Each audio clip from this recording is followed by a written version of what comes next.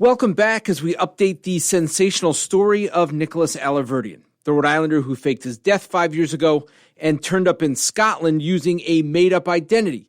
Well, he was convicted of rape this week in Utah. It was the first of 2 rape trials he faces there.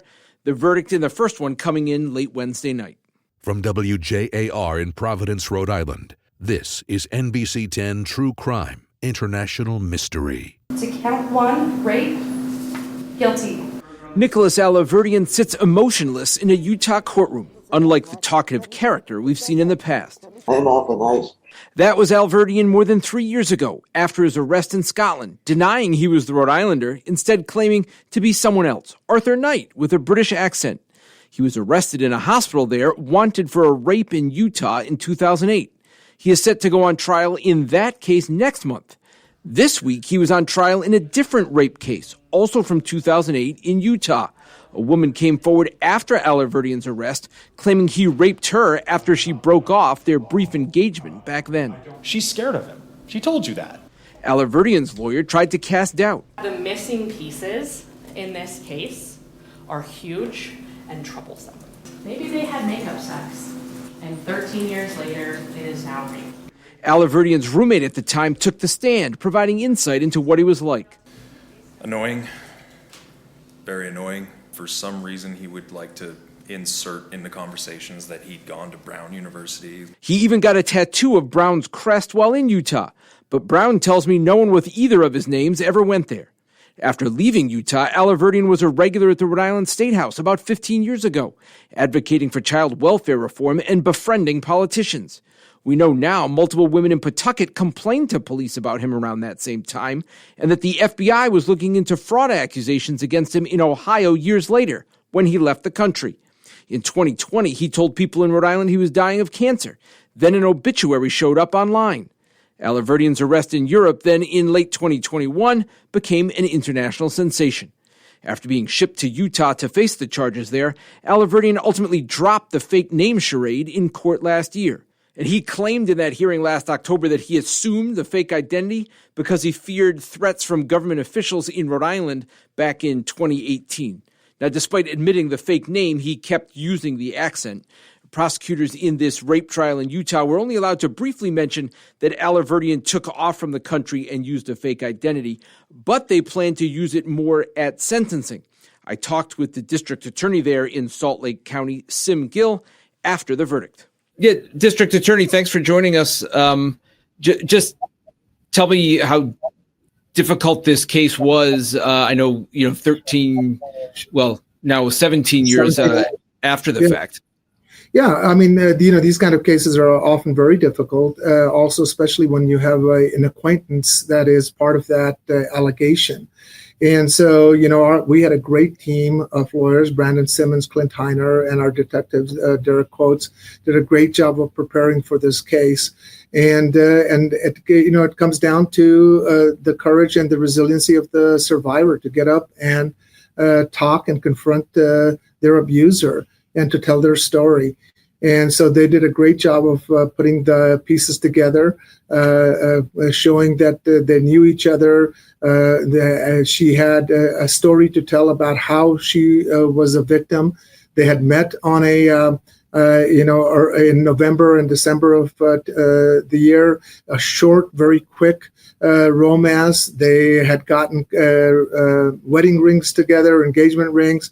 And then she started to notice the red flags of emotional and verbal abuse and psychological abuse. And she tried to call that off. And in our probable cause statement, we talk about how he wouldn't let her leave the parking lot. He got in the car, he continued to yell at her, took her home. She went to drop him off and invited her up because she thought he was going to speak to her, and then proceeded to rape her. And so she finally got to come forward and tell that truth, and the jury believed her after 17 years. We've been following Mr. Alahverdian for a few years now since he was arrested in Scotland, and again we have an interest because he was in the news back here years ago. What was that like on your end with kind of the interest surrounding this case with what happened in Scotland? Yeah, I mean, this is one of these cases that, and it really has a really interesting procedural sort of history with this. It started out in 2008 into a county that's south of me in Utah County. There was an allegation of a rape and sexual assault at that time. The victim, actually, survivor, filed a police report. Actually, even did a rape kit, SANE kit, materials that was taken as evidence, and then it just sort of died. And in 2008, when that happened, that rape kit stayed on the shelf untested. At the same time, the defendant had moved to Salt Lake County, and where our survivor and victim had met him, and he raped her. And then fast forward, in around 2017, 2016, if you'll recall, there were approximately 250,000 rape kits in this country languishing on police evidence room shelves that had never been tested. So in 2017, 2018, that rape kit was tested, and it made a hit out of a sexual assault case that happened in Ohio, and made that match. So we knew that the defendant had been in the state, and based on that, the Utah County prosecutor filed this action. Mr. Rossi or Alahverdian, faked his death, went down to British in the United Kingdom, and because of that filing, our victim saw and remembered him, and she had the courage to come forward. And something that she had tried to report, but family members had kind of been dismissive, and which speaks to the experience of many such victims, sexual assault victims, that nobody would believe her.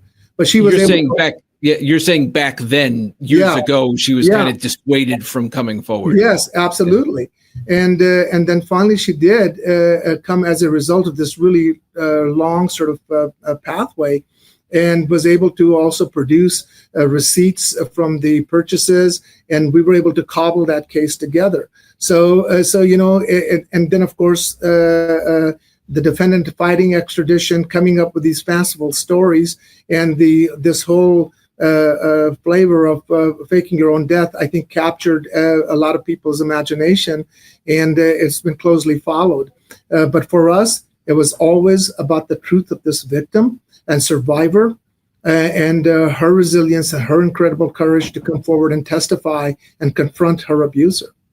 The part about him faking his death and then using a fake identity, though, do you think that helped your case to say, this guy pretended to be someone else for quite a period of time and tried to take himself off the face of the earth?